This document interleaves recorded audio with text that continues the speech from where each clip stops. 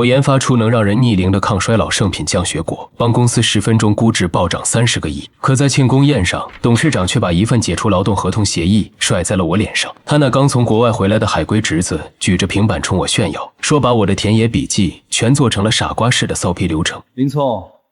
树都种活了，就不劳你这个泥腿子费心了。他们觉得抢了我的图纸就握住了印钞机，随便找几个中专生按按钮就能让果树源源不断吐钞票。公司要上市，容不下我那1000万的技术入股。可他们不知道，我研发的降血果从来不是流水线上的死物。看着签名那张充满工业化傲慢的脸，我突然笑了。我摇了摇头，拿起桌上的签字笔，没有丝毫犹豫，在协议书的最后一行签下了自己的名字。笔尖划过纸面的沙沙声，在死寂的休息室里格外清晰。你笑什么？钱明眉头一皱，我的干脆反倒让他心里闪过一丝莫名的不适。他原本准备了一肚子嘲讽和打压的话，此刻却像是一拳打在了棉花上。我笑你们把高维的生物工程当成了低维的螺丝拧紧实验。我站起身，随手将笔扔在桌上，发出一声轻响。我走到休息室的落地窗前，俯瞰着恒丰农业那占地数千亩的恒温大棚，它们如同庞大的钢铁巨兽，在夜色中蛰伏。那里种着我耗费3年心血，微调了无数次土壤菌群，才培育出的降血果。降血果不是流水潭上的死物，它是活的。我转过身，目光如刀般刺向这堆树脂，眼神中没有愤怒，只有一种看死人般的冷漠。它能长成，是因为土壤里的远古共生真菌、特殊的微量元素，甚至早晨6点的冷凝水之间，达成了一种极其脆弱的微生态动态平衡。你们看到的只是 EC 值、土壤电容地和 pH 值的表面数据，却不知道，离开了我每天的动态算法微调，那些数据就是催命的毒药。少在这里危言耸听。钱海猛地一拍桌子，脸上的伪善终于挂不住了。合同已经生效了，林聪，明天早上8点前，把你实验室的东西收拾干净。恒丰离了你，地球照样转。当然。我脱下那件印着恒丰 logo 的无菌服，随手搭在椅背上，推开休息室的门，前厅震耳欲聋的欢呼声瞬间涌了进来，与我孤傲的背影形成极其强烈的对比。我的脚步在门口顿了顿，侧过头，留下了在恒丰农业的最后一句话：现在是4月，希望3个月后的雨季到来时，你们的精密机器还能读懂土壤的悲鸣。门砰的一声关上，彻底隔绝了前厅的喧嚣。走在恒丰农业冰冷的走廊里，我拿出手机拨通了老支书的电话。咋这时候来电话？城里大公司不忙了？电话那头传来苍老而惊喜的声音。不忙了，我辞职了。我看着走廊尽头的夜空，眼神中闪过一丝令人战栗的锋芒。老支书，村东头那片被叫做绝户地的黑沙岭，我全包了。对，立刻签合同。我今晚就回村。挂断电话，我嘴角勾起一抹冷冽的弧度。工业化的流水线算什么？我要在黑沙岭那片无人问津的废土上，亲手搭建一个无法被任何人逆向破解的属于我的高维生态矩阵。老支书吧嗒着旱烟，看着眼前这份承包合同，手都在抖。小远，你可想好了？这黑沙岭可是咱们十里八乡出了名的绝户地呀！黑沙岭顾名思义，土质发黑泛沙，连最贱的野草长出来都是枯黄的。村里人传言这里风水不好，实际上是因为早年地质勘探时发现，这里的土壤富含某种半生重金属矿，毒性极大，根本种不活任何经济作物。支书，您就放心签字吧。我蹲在地上，手里捻起一撮黑色的沙土。钱我已经打到村委账户了。在旁人眼里，这是带有毒性的废土，但在我的视网膜里，或者说在我的知识体系里，这片土的 pH 值、金属离子浓度，简直是上天赐予的天然生态反应炉。这片地里富含的微量元素骈和铵，正是解开降血果基因锁，促使其向顶级形态紫双冰心进化的唯一钥匙。恒丰农业那帮蠢货，以为靠无菌大棚和氮磷钾就能种出神药，简直是刻舟求剑。签完合同，我拍了拍手上的黑土，拿出手机准备订购第一批用于改良前期土壤孔隙度的基础营养液和粗料。然而屏幕上却弹出了一条刺眼的信息：抱歉林工，您刚才在平台下的3吨基础腐殖酸订单上面发话了，不能给您发货，您的定金已退回。我眉头微皱，紧接着我的微信响，是以前在恒丰农业带过的一个实习生偷偷发来的截图。截图是业内一个顶级农资供应商的内部群，钱海在群里发了一句话：林聪已经被我司开除，听说他回老家包了块废地准备单干。各位供货商朋友，谁要是卖给他一滴营养液、一粒化肥，那就是剥夺我恒丰农业的上市红利，以后就别想做恒丰的生意了。群里立刻排起了一溜的收到，钱总放心，绝对不和这种没眼力见的人合作。在截图中，现任技术总监钱明还发了一个阴阳怪气的表情包，敷衍。听说林大神包了块绝户地，祝他早日用空气种出摇钱树啊！物理锁死供应链，看着屏幕，我不仅没有愤怒，反而发出一声低沉的冷笑。前海的商战思维还停留在上个世纪的垄断化肥阶段，他们根本不知道，在真正的顶级农业生态学专家面前，工业流水线生产出来的那些所谓高端营养液，不过是破坏土壤微生态的低位垃圾。既然你们这么想看绝户地长出摇钱树，那我就给你们变个魔术。我收起手机，转身走向村头的废品收购站和几公里外的废弃炼钢厂。接下来的3天，我的举动让整个村子，甚至那些一直在暗中盯梢我的横风眼线都看傻了眼。我没有去外省求爷爷告奶奶的买化肥，而是雇了几辆重卡，拉来了10几吨炼钢厂不要的矿渣下脚料，又去隔壁镇的酒厂拉来了几车发酵废酸水。当这些散发着刺鼻气味的工业垃圾被一车车倾倒在黑沙岭上时，老支书痛心疾首，以为我在城里受了刺激，彻底疯了，要把黑沙岭变成垃圾场。而在恒丰农业的顶层办公室里，我完全能想象到钱明看着偷拍视频笑喷的样子。他们肯定觉得我弄点矿渣和馊水就想种降血果，是把自己当成了炼金术士。钱海估计只会轻蔑地摇摇头，继续催促他们加大大棚里催熟剂的用量。他们根本不知道，此时的黑沙岭正在夜色掩护下进行着一场生态升维。深夜，在黑沙岭的简易棚里，我戴上无菌手套，从随身的恒温箱深处小心翼翼地取出一只冷冻试管。试管里是一团休眠状态的，呈现出幽蓝色的菌丝。这是我耗费5年时间从原始森林深处分离出来的远古共生真菌 T9 母猪。开始吧，小家伙们，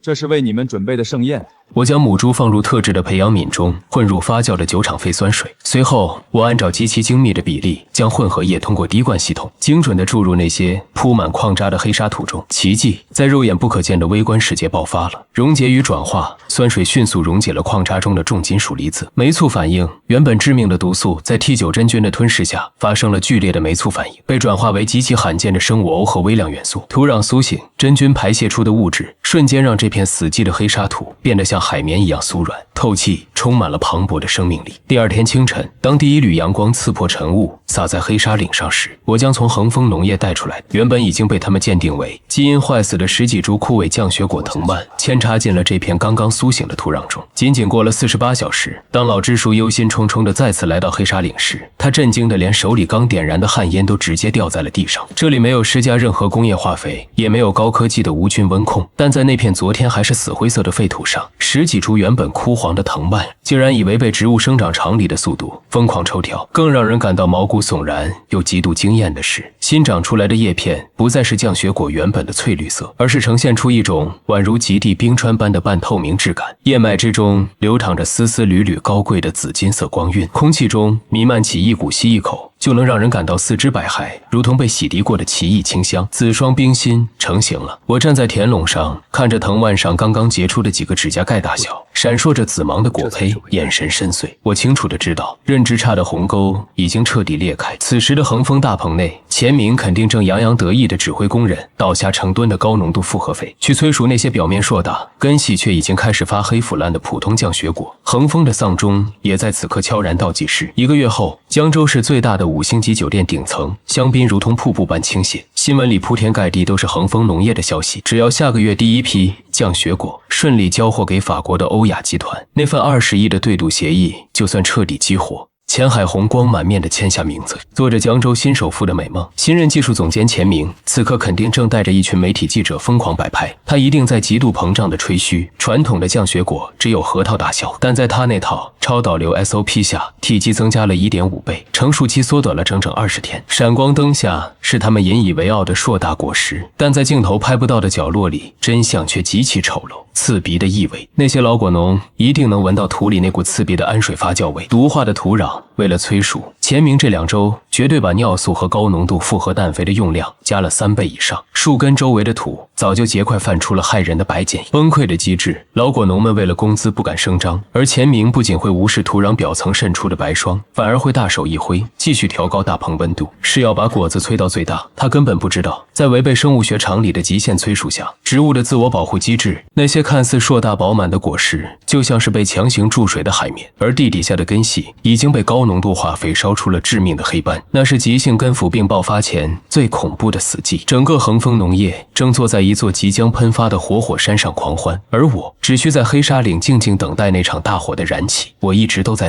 等一个真正识货的人来戳破恒丰农业那层脆弱的窗户纸。算算时间，全球顶尖财阀天启生物的人也该去恒丰实地暗访了。天启的亚太区首席植物鉴定师严白是个生性严谨且极度挑剔的老头，我完全能推演出他乔装成普通收购商在恒丰大棚里会看到什么，以及会有多么愤怒。断崖式下跌的数据，前明极限催熟的降雪果，水含量绝对高达 93%， 而核心的抗衰老端粒活性酶浓度恐怕连原来的1/10都不到。事实证明，我的推演分毫不差，因为当天傍晚，我在黑沙岭的简易围栏边发现了一叠压在石头下的厚厚美金。我藤蔓上少了一颗尚未完全成熟的紫双冰心。我看着那叠美金，嘴角微微上扬。不难想象，当严伯那辆低调的迈巴赫驶过这片破败的村落时，他那极度敏锐的嗅觉一定捕捉到了空气中那种类似于极地松针混合着深海海藻的幽冷香气。那是细胞高维共振的气息，是一个顶级植物学家根本无法抗拒的诱惑。当他急停下车，拨开杂草，看到我布置的矩阵时，他一定像被雷击中一样死死定在原地。那完美的仿佛会呼吸的海绵态，黑土肉眼可见的微弱幽蓝色共生菌丝，以及通体半透明紫金色叶脉流转的纤细藤蔓，这一切足以让一位科学泰斗不顾体面地留下美金，如同捧着绝世珍宝般摘走一颗属于我的神迹。既然他拿走了我的果实，接下来要发生的事情就已经注定了。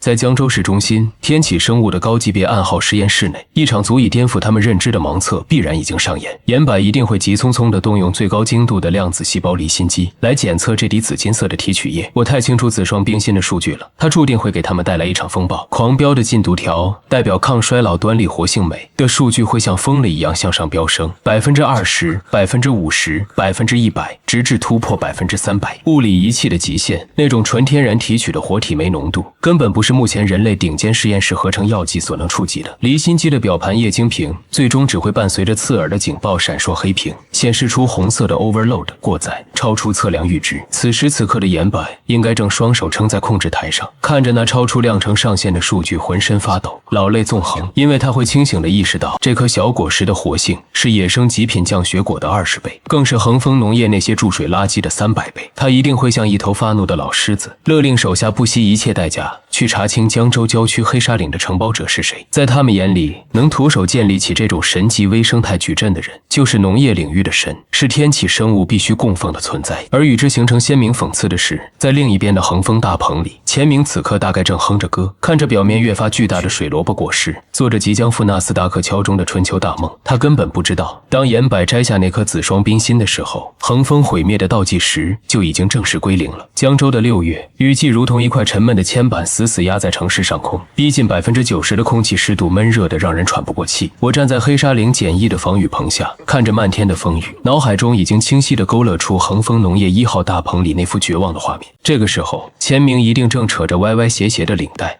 对着手下的技术员无能狂怒。他大棚里那些原本翠绿的叶片，现在肯定已经被抽干了生命力，呈现出病态的蜡黄色。那些被强行催大的果实，在阴暗的光线下，必然透着一丝诡异的灰青色。他不会明白为什么，他只会觉得自己的SOP最高标准没有错，温控和通风都完美无缺。但他不知道，他之前下令加倍投放的复合氮肥和催熟剂，已经导致土壤盐碱化急剧飙升，泥土板结得像石头一样，植物的根系根本无法呼吸，早就憋烂。植物根系受损，就像人胃出血。他不温养，反而灌毒药，只会将微生态系统被彻底杀死。在连绵的阴雨中，我那些扦插下去不过1个多月的藤蔓，正展现着狂暴的生命力。果实已经长到了鸡蛋大小，布满了冰裂纹，甚至在雨天散发着微弱的紫金色荧光。当钱明看到这段视频时，嫉妒和恐慌会彻底摧毁他，他会彻底撕下海龟精英的伪装，红着眼派人来偷我的土、我的水和我变异的枝条。他永远迷信于实验室设备，以为分分钟就能逆向破解我的配方。那天深夜，我故意没有设置任何严密的安保，连栅栏都只是象征性的围了一圈。3个穿着黑色雨衣的专业窃贼潜入了黑沙岭，我冷眼看着他们轻而易举地挖走3箱带有蓝色真菌的黑土，抽走蓄水池的营养液，剪下10几根紫双藤蔓。凌晨3点，这些战利品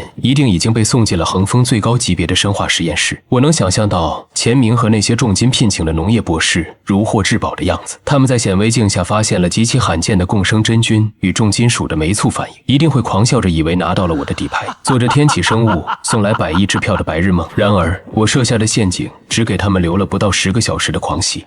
第二天中午，当他们试图将分离出来的幽蓝真菌放入培养皿或者移栽到恒丰的高级营养土中时，真正的恐怖就会降临。脱离了黑沙土不到5分钟，培养皿里的真菌会瞬间液化成一滩黑水，而那些生机勃勃的变异藤蔓会仿佛遭遇硫酸洗礼一般褪去紫霜，枝干以肉眼可见的速度干瘪碳化。钱明一定会抓着头发咆哮，看着电脑屏幕上如瀑布般坠落的数据曲线陷入绝望。那些博士最终会明白他们大错特错，我构建的根本不是固定的配方，而是一种极其恐怖的量子级动态平衡。我每天浇灌的水成分都不一样，我是根据气压、温度，甚至真菌繁衍速度，在进行动态微调算法。这就是我的底气所在。这些土壤和植物是一个拥有极高加密级别的生物局域网，而我是唯一掌握动态密钥的超级管理员。他们偷走样本，就等于脱离了我的微调算法，失去了母体生态圈的信息交互，只需要3秒钟就会触发我的生物学防火墙，陷入自毁。咔嚓，窗外一道惨白的闪电撕裂了江州的天空，震耳欲聋的雷暴轰然炸响，伴随着倾盆暴雨。我知道恒丰农业的死刑判决书已经正式下达，此刻他们的大棚管理员一定正连滚带爬地冲进实验室哭喊：大棚里的树根全烂了，黑水往外直冒，果子全掉光了。他引以为傲的工业化抄袭，在我的生态壁垒面前，不过是一个拿着木棍去撬核反应堆的原始人。我看着手机屏幕，江州市的新闻频道正被恒丰农业紧急召开的媒体发布会霸屏。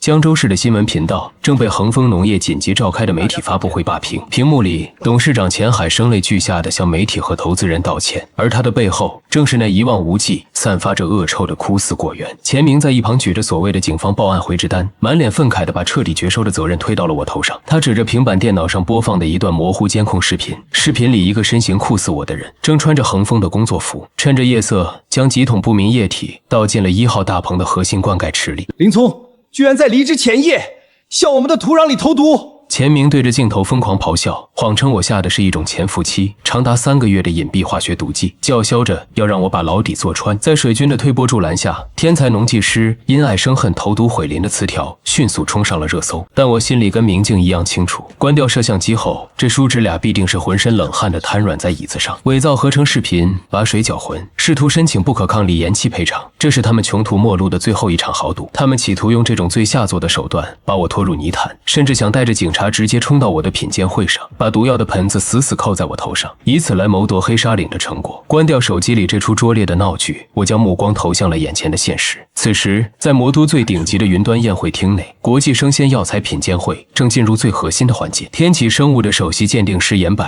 正站在展台前，用一种朝圣般的狂热语气向台下欧亚集团、红血丝财团等跨国巨头的大中华区总裁们隆重引荐我的神之造物紫霜冰心。那颗散发着紫金色荧光的微小果实，让整个空气中都弥漫着令人疯狂的异象，死死抓住了所有财阀代表的目光。而创造出这等神迹的人，正是……严伯的话还没说完，砰的一声巨响，宴会厅造价高昂的雕花大门被粗暴地推开了。这叔侄俩果然来了，钱海和钱明带着一群举着长枪短炮的记者，还有几名面色严肃的律师，气势汹汹地冲进了原本高雅的宴会厅，现场瞬间乱作一团。不能签，严老，各位总裁，你们被骗了！钱海大步流星地走进来，指着正坐在 VIP 席位上的我厉声大喝，当众诬陷我是个投毒的罪犯和窃取机密的商业间谍。刺眼的闪光灯开始疯狂对着我闪烁，钱明迫不及待地将那段伪造的监控视频投影到了侧面的屏幕上，声嘶力竭地控诉我毁了恒丰的果园，并污蔑我的紫霜冰心是用他们变异毒株催生出的怪胎，要求立刻将我逮捕。现场的气氛瞬间降至冰点，最忌讳丑闻和产权纠纷的跨国财阀代表们纷纷皱起了眉头。面对这气势汹汹、仿佛能将人吞噬的指控，我连身都没有起，甚至没有放下手里的玻璃杯。我依旧端着那杯苏打水，轻轻抿了一口，抬起眼皮，用一种看单细胞生物般的眼神，静静地看着这对叔侄狂飙演技。林聪，你无话可说了吧？警察马上就到，你准备在监狱里度过余生吧？见我沉默，钱明以为我怕了，态度越发猖狂。无话可说，不，我只是在等小丑把戏演完。严老，我淡淡的开口了，声音虽然不大，但我知道它带着一种压倒性的磁场。我放下水杯，冷冷的看着他们，下达了指令。既然他们喜欢看屏幕，那就给他们看点高维度的东西。切主屏。是林先生。严博早就对这横风叔侄厌恶到了极点，听到我的指令，他立刻在控制台上输入了一串密码，大屏幕瞬间切换。我平静地看着屏幕上的两幅画面，左边是一张令人极度不适的高清微观显微图，土壤里布满了结晶的白眼，根系细胞如同被硫酸泼过一样焦黑破裂，里面塞满了死去的细菌尸体。而右边则是截然不同的景象，那是我亲手构建的，呈现出梦幻蓝色的微生态矩阵成像图。土壤缝隙间，一条条如同神经网络般的幽蓝色菌丝在有规律地跳动呼吸，它们与植物根系完美融合，形成了一个生生不息的能量闭环。各位，作为科研人员，我不懂怎么剪辑视频，我只相信数据。我终于站起身，缓步走上台。我指着左边那张恶心的图，直接戳穿了钱明的谎言。钱总监，你口口声声说我投毒，但我这双眼睛看到的是一片被尿素、高浓度复合氮肥以及超量3倍的多菌灵强行烧死的盐碱地，植物的离子通道被彻底堵死，这在植物病理学上叫微生态塌陷。我转过头，盯着冷汗已经冒出来的钱明，将他那愚蠢的操作扒得一干二净。如果我没猜错，为了催熟赶工期，你上周3下令将氮肥浓度调高了400%，周5发现黄叶又盲目灌入高浓度杀虫剂。我投毒是你们那违背自然常理的作弊式催熟，亲手杀死了自己的弟。你胡说，这是你伪造的图，你有什么证据说那是我地里的情况？钱明还在死鸭子嘴硬，像个被逼入死角的赌徒。证据！我轻蔑地打了个响指，一名助理立刻推着一个全透明的移动实验台走了上来。实验台上放着一个密闭的玻璃箱，里面装的正是从恒丰大棚里挖出来的散发着恶臭的黑色毒土。这是天启生物的团队2小时前在全球公证人员监督下从你们恒丰大棚里取样的土壤。我从容地戴上一副白色的实验手套，拿出一个装有淡蓝色液体的滴管。你说我在土里下了毒，那你看好了。我将一滴呈现出幽蓝色微光的液体，我的 T9 共生真菌母液精准地滴入了那盆恶臭的毒土中央。全场数百双眼睛死死盯着大屏幕上的实时微距转播，奇迹就在他们眼前发生了。那一滴蓝色液体接触到毒土的瞬间，就像是一滴清水落入了墨汁，但这一次是清水在吞噬墨汁。幽蓝色的菌丝以肉眼可见的速度在屏幕上疯狂蔓延，它们贪婪地分解着土壤中过剩的化肥结晶，吞噬着腐败的有害菌群。仅仅不到3分钟，原本板结、散发恶臭的黑褐色毒土竟然变得酥软透气，恶臭消失了，取而代之的是一种雨后森林般的清新泥土气息。我摘下手套，用一种居高临下的冷酷眼神看着他。我从来不制造毒药，我只构建生命。你们的土被我的真菌一碰就活了。请问钱总监，世界上有哪一种毒药是被我这样解的？宴会厅里死一般的寂静，刚才还叫嚣着要送我进监狱的钱海和钱明，此刻像被抽干了脊椎，浑身颤抖着连连后退。在场的所有跨国巨头代表都不是傻子，那如同魔法般的微观进化过程，加上严谨的病理切片对比，事实已经再清楚不过了。那是维度的差距，是我与他们之间草履虫与人类在智商上的鸿沟。无耻之徒！恒丰农业竟然敢用这种滥用化肥的工业垃圾来欺骗我们，甚至还企图栽赃一位真正的生态学大师。从今天起，恒丰农业被永久列入国际商会黑名单，立刻启动跨国诈骗调查，冻结他们所有的海外资产。墙倒众人推，刚才还跟在钱海身后壮声势的律师们，此刻像躲避瘟疫一样迅速散开，甚至有人立刻拿出电话开始向律所汇报，准备反向起诉恒丰拖欠律师费。不是这样的，林总监，我们错了。我们把股份都给你。钱海双腿一软，直接在大庭广众之下向我跪了下去，老泪纵横的哀求。晚了，我没有再看这对跳梁小丑一眼，走下台，径直穿过人群。宴会厅的门再次被推开，但这次进来的是全副武装的经侦警察。钱海、钱明，你们涉嫌重大商业欺诈、伪造电子证据及诬陷罪，请跟我们走一趟。冰冷的手铐咔嚓一声铐在了钱明那穿着高定西装的手腕上，我能感觉到钱明绝望地注视着我离去的背影。他终于该明白了，他那引以为傲的海外学历和所谓的完美搜皮图纸，在我那生生不息的高维生态矩阵面前，简直就是一个天大的笑话。恒丰农业在这个星光璀璨的夜晚，迎来了最屈辱、最彻底的毁灭，而我在一众跨国财阀敬畏的目光注视下，登上了属于我的王座。但我心里很清楚，这仅仅只是一个开始，因为很快那些更庞大的国际贪婪之手即将伸向黑沙岭的真正核心。我拭目以待。恒丰农业的破产清算在江州商界掀起了一场世纪地震，但我心里清楚，在全球真正的庞然大物眼中，横风不过是死了一只微不足道的虫子。1周后，黑沙岭宁静的午后被彻底打破，天空中突然传来震耳欲聋的轰鸣声，狂暴的旋翼气流将地里的杂草压得死死贴在地面上。一架通体漆黑、没有任何民航标识的重型直升机，如同钢铁巨兽般蛮横地降落在了黑沙岭外围的空地上。舱门打开，2名全副武装、眼神冷酷的非裔外籍保镖率先跳下，迅速控制了入口。紧接着，一个穿着银灰色高定西装、戴着金丝眼镜的亚裔男子缓缓走了下来。他叫李维，是全球最大农业与生物基因寡头孟斯财团的亚太区执行总裁。他用一块洁白的手帕捂着鼻子，满眼嫌弃地打量着周围简陋的防雨棚，皮鞋踩在泥泞的土地上，径直向正在田垄边调试滴灌阀门的我走来。你就是林聪？他的声音带着一种天生的高高在上的施舍感。看来恒丰那群白痴确实没什么眼光，居然让一个掌握着4级基因诱导技术的天才在泥地里玩过家家。我没有抬头，依然专注地看着手里的一组土壤 EC 值数据，平静地回敬：私人领地，未经允许擅闯，我有权报警。报警？在这个星球上，孟斯财团就是生物界的法律。李维冷笑一声，从怀里掏出一张散发着油墨香气的支票，像施舍乞丐般随意地扔在我脚边的泥水里。10亿美金，买断紫霜冰心的全部专利，并且交出你土壤里那种蓝色真菌的母猪。他摘下眼镜，居高临下地俯视着我，下达了通牒：拿上这笔钱，你可以去买个小岛安度余生。如果你敢拒绝，孟斯财团有100种方法，让这片地连一根变异的杂草都长不出来。别把我们和恒丰那种土鳖相提并论，我们手里掌握着真正的基因武器。风掠过黑沙岭，我终于缓缓站起身，看了一眼地上的10亿美金支票，忍不住笑了。基因武器？我摇了摇头，毫不掩饰眼神中对他们的怜悯。你们所谓的尖端科技，就是靠着剪辑几个 DNA 片段，然后在无菌温室里自嗨吗？你们对真正的生态力量一无所知。我盯着他，下达了逐客令：滚出去！踩坏我1寸土，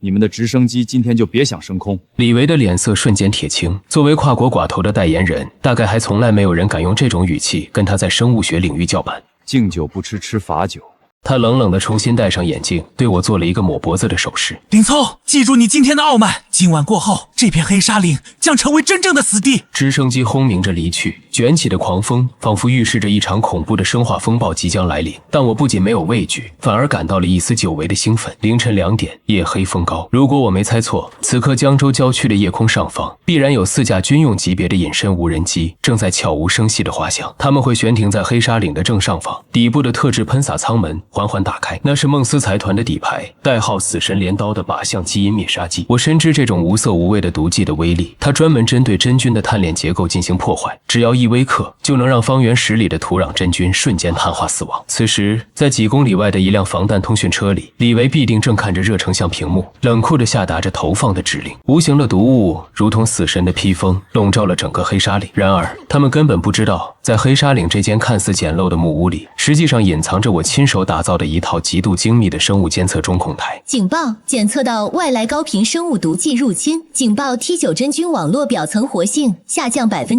5%。红色的警报光芒在我的脸上疯狂闪烁，但我没有丝毫的恐慌，反而从容地端起了一杯热咖啡。看着屏幕上的数据，我的眼神狂热的像一个看到了绝佳实验样本的疯子科学家。靶向基因毒剂，孟斯财团果然有点底蕴，总算来了个像样的压力测试了。我的手指开始在控制台上飞速敲击。在普通人眼里，种地就是种地，植物是植物，真菌是真菌，土壤是土壤。但在我构建的架构里，这一切早就被打破了物理的界限。量子级活体网络，整个黑沙岭地下的 T9 真菌网络，早就在我的微调下形成了一个极其庞大的类似量子云状态的活体网络。泛意识觉醒，它不再是单一的生物群落，而是一个拥有了泛意识的初级生态系统。终极免疫机制，就像人体遇到病毒会发烧，会产生抗体一样，我的生态系统拥有着极其恐怖的应激免疫机制。现在让你们见识一下什么叫生态维度的吞噬。我盯着屏幕上的防御矩阵，冷酷地下达了反击的指令。微调算法介入 ，F 值下调 0.2， 释放2毫半升每。随后我重重地按下了回车键。好戏马上开场。随着我按下回车键下达指令，黑沙岭的地底正在发生一场足以颠覆他们认知的奇迹，或者说神迹。那股针对真菌的死神镰刀毒剂刚刚渗渗透进土壤表层。原本应该被碳化杀死的蓝色 T9 真菌，在我的操控下，瞬间停止了恐慌性的退缩。基因重组在庞大的泛意识网络调动下，亿万级别的真菌孢子瞬间改变了自身的基因表达路径，迎着毒物疯长。它们如同闻到了血腥味的鲨鱼群，非但没有躲避毒药，反而张开大网迎了上去。我能想象到几公里外通讯车里的李维是什么表情，他本准备开香槟庆祝，此刻却只能对着监控屏幕上极其诡异的数据逆转目瞪口呆。毒剂浓度在急剧下降，而地底下的真菌活性却以指数级暴增。透过热成像仪，他看到了让他永生难忘的恐怖画面。整个黑沙岭的土地在夜色中泛起了极其耀眼的，如同呼吸般的幽蓝色光芒，仿佛地下蛰伏着一头巨大无比的光之巨兽。外来的致命毒剂在接触到真菌网络的瞬间，其核心的碳链结构就被我的 T9 真菌分泌的变异酶强行撕裂。致命的毒素不仅没有杀人，反而被分解成了最纯粹的高能氮磷营养物。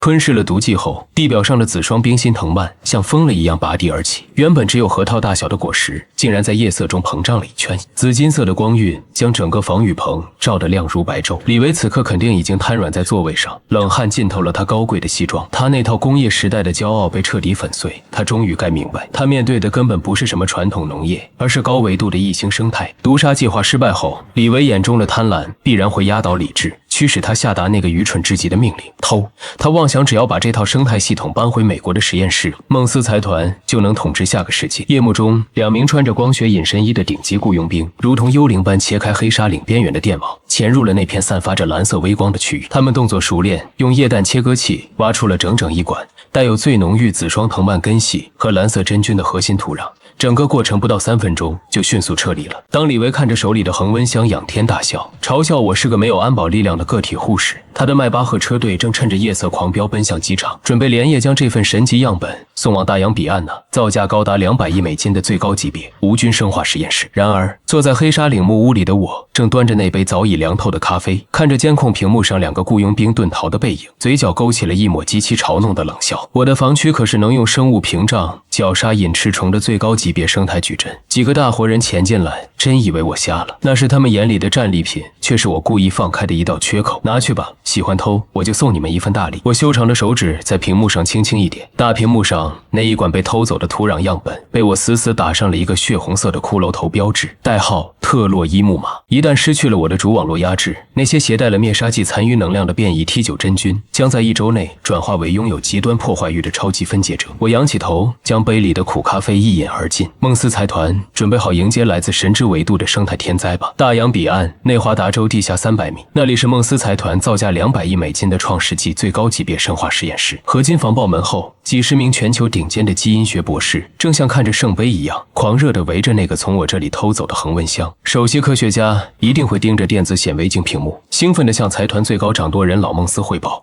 惊叹着真菌母体极高的活性和完美的基因螺旋结构。老孟斯在屏幕那头下达了贪婪的指令，立刻切断一切物理联系，注入起源及营养液，启动超算中心进行全序列逆向编译。当机械臂小心翼翼地将带有蓝色幽光的黑土放入中央培养皿，高压营养液如同瀑布般注入时，他们根本不知道自己唤醒的不是摇钱树，而是一头失去了主系统缰绳的高维巨兽。在土壤接触到营养液的第1个毫秒，远在地球另一端的我轻轻敲击了一下回车键，主控矩阵的生物链断裂机制正式激活。猩红变异，内华达地下实验室里原本散发着温和蓝光的 T9 真菌，光芒骤然变换，化作了极其恐怖的猩红色。突破极限，样本活性呈几何级数暴增，超出培养皿承载极限，营养液被瞬间抽干。首席科学家惨白着脸，大吼着喷射液氮阻断，但太迟了，失去了我的动态微调算法，压制又吸收了昨晚基因灭杀剂的残余能量。这些真菌触发了底层的狂暴逻辑，从温顺的共生者瞬间退化成了地球远古时期最恐怖的终极分解者。咔咔嚓，能够抵御穿甲弹的超强度防爆玻璃，在猩红色的菌丝面前脆得像一张纸，瞬间被穿透。红色的真菌如同海啸般涌出，不分敌我，无物不是。造价千万的精密仪器，超级计算机的绝缘硅胶，甚至连特种合金墙壁上的微量碳素都被他们瞬间分解吞噬。屏幕那头的老孟斯只能目眦欲裂地看着，他眼睁睁地看着红色的菌巢如同死神的阴影，在1分钟内涌入了隔壁的转基因种子库。那些财团准备用来垄断全球粮食命脉的无数超级种子，在接触到菌丝的瞬间，直接液化成了一滩滩散发着恶臭的黑色毒水。警报声凄厉地回荡在地下300米。仅仅一夜之间，这座代表着人类工业生物学巅峰的100亿级实验室被吞噬得干干净净，化作了一片深渊般的黑色沼泽。所有的工业化窃取，在我降下的生态力量终极审判下灰飞烟灭。我知道内华达州那座实验室覆灭的消息，即便被孟斯财团死死压住，也早就在全球最顶级的资本圈子里引爆了一颗1000万吨级的核弹。全球震步，那些不可一世的资本巨鳄们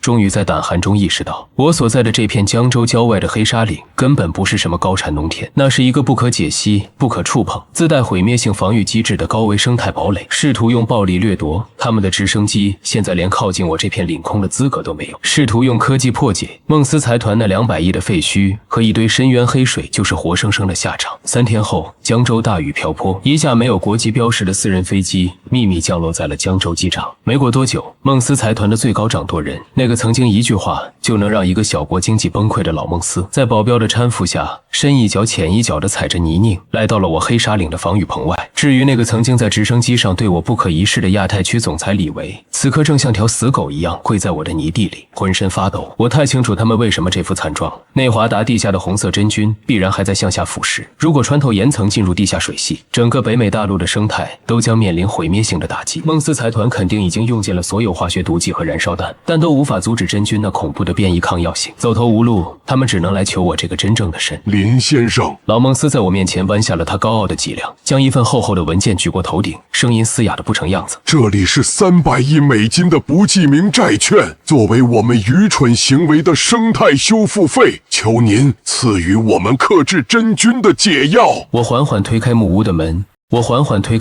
门，撑起一把黑伞，站在台阶上。我居高临下地俯视着这个跨国金融帝国的君王，眼神平静的没有一丝波澜。在我眼里，它不过是一张写满了错误答案的废卷。自然法则是一场极其严密的考试，而你们总是试图在考场里夹带私货、作弊，甚至抢夺答案。我的声音穿透了雨幕，带着不可抗拒的高维威亚。可惜，我是这场考试的监考官。我从口袋里拿出一个装满淡蓝色透明液体的小玻璃瓶，像扔垃圾一样，随手扔在了老孟斯的脚下。这只试剂能在10分钟内逆转真菌的碳链，让他们自我休眠，带着它滚回你们的温室里去。我冷冷地看着他，下达了最后的警告。记住，再有下一次作弊，被抹除的就不是一个实验室了。老孟斯如获至宝地将那个玻璃瓶死死抱在怀里，在泥地里冲我连连磕头，随后带着他那群手下落荒而逃，犹如一群丧家之犬。这一场没有硝烟的战役，由我亲手画上了句号。他彻底斩断了所有企图在自然规律面前伸向黑沙岭的资本黑手。那些跨国财阀们乖乖地收起了他们的基因剪刀和生化武器，现在的他们就像最虔诚的信徒一样，带着天价的支票和极其谦卑的笑容，在江州市排起了长队，只为求得一张与我合作的门票。1个月后，我正式挂牌成立了一个名为黑沙矩阵的生态农业集团。这是一家在世俗眼里极其奇怪的公司，没有销售部，没有公关部，甚至没有一座工厂。它的核心只有我脚下这片生机盎然的黑沙岭，以及那一套在微观层面生生不息的高维真菌网络。我不再单纯的售卖紫霜冰心了，我坐在由自然矩阵编织的王座上，开始向全球输出绝对的生态标准。在最高级别的行业视频会议上，我看着屏幕那头正襟危坐的全球巨头们，冷酷地下达着我的指令。想要顶级的抗衰老药材，可以。从下个月起，欧亚集团必须在全球范围内停止使用3种破坏土壤的化学防腐剂。作为交换，我会给你们提供1吨紫霜冰心的半生营养液。想要能够治疗急性败血症的变异果实，可以。孟斯财团关闭你们在南美的2个高污染化工厂，把土地净化权交给我。我用纯粹的技术和无可反抗的生态降维打击，死死卡住了全球高端生物医疗和生鲜行业的咽喉。无论是绝命的生化危机，还是救命的神级果实，一切的解释权和分配权，全由我黑沙岭的矩阵法则说了算。资本曾经天真的以为金钱和机器可以征服大地，直到我的出现，我以地为局，以微生物为棋子，冷酷地给全人类上了一堂课。在完美的微观生态矩阵面前，工业时代的傲慢一文不值。阳光穿透云层，洒在江州郊外的黑沙岭上，在这片曾经被称为绝户地的废土里，紫霜冰心的藤蔓在微风中轻轻摇曳。我闭上眼睛，能清晰地感知到泥土之下那如同大地神经元一般的幽蓝色真菌网络，正以某种超越人类理解的高维频率稳定地跳动着。一个属于生态与技术的降维统治时代，由我正式拉开帷幕。